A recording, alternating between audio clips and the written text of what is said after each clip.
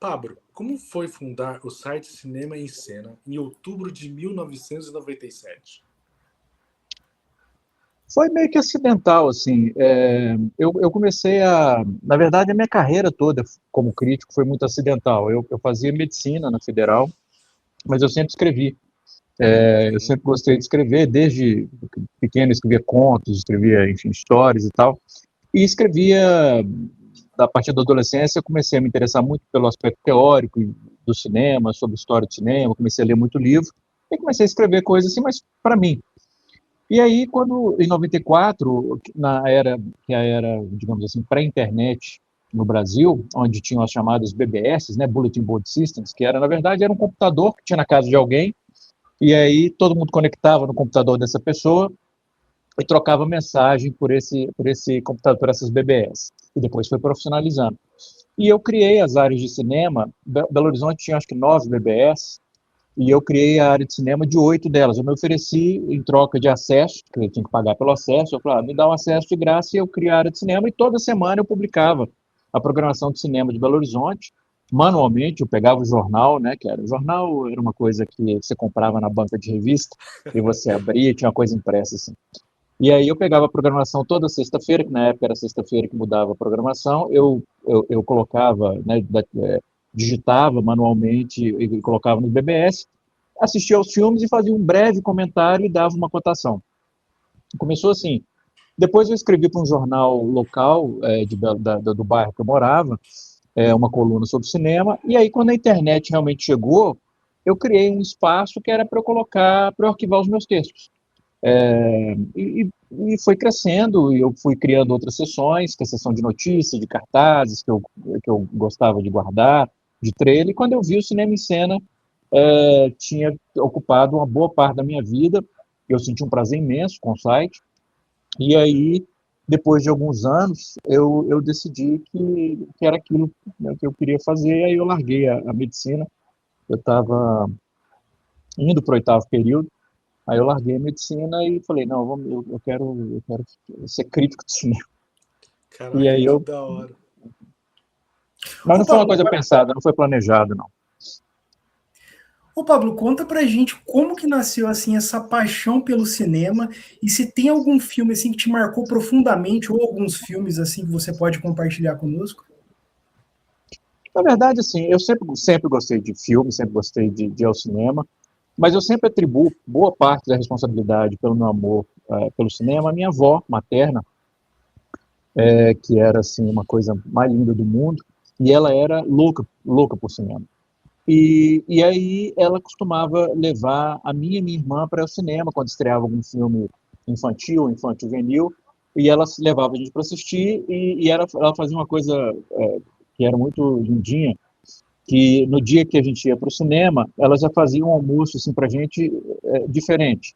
Na verdade, o almoço, né, eu lembro, assim, não era nada, não era um prato especial, mas ela pegava, por exemplo, o arroz, o feijão, e fazia, tipo, com a forminha, ela fazia um bolinho, assim, um formatozinho diferente, então a gente já sabia que o dia era diferente. Aí a gente ia para o cinema, depois do cinema a gente passava sempre nas lojas americanas para tomar sorvete, comer misto quente, e eu acho, com uma coisa meio pavloviana, assim, talvez, acabou se tornando um reflexo condicionado. Assim, eu associei, e uma ligação afetiva, eu associei sempre, desde cedo, o cinema com essas sensações gostosas.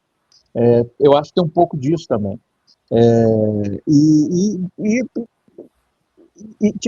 Eu assistia muito filme na televisão, você fala de filme nessa época, importantes, por exemplo, eu assistia, passava a sessão da tarde, né, na Globo, e eu assistia, por exemplo, Jerry Lewis.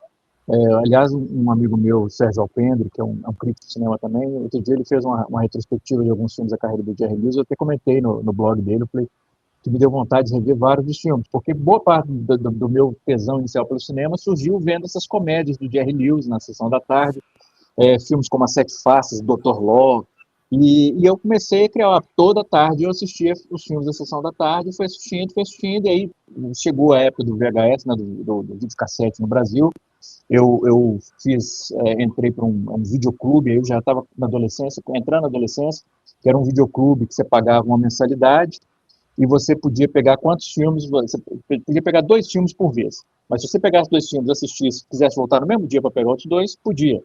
Então era livre, assim. E era época de cinema, era filme pirata, né? Não era.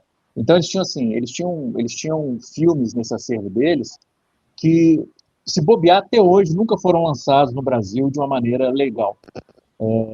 Então, assim, foi uma oportunidade muito boa, porque eu pude fazer um mergulho na história do cinema, ver filmes que normalmente não teria acesso, e o VHS, o surgimento do VHS nessa época me possibilitou fazer essa aprender, ver filmes de vários países, de várias épocas, e quanto mais eu assistia, mais fascinado eu ficava pelo cinema de modo geral. Aí, como eu falei, eu comecei a ler muito sobre teoria, história de cinema, comecei a ganhar livros, né, da família e tal, enfim.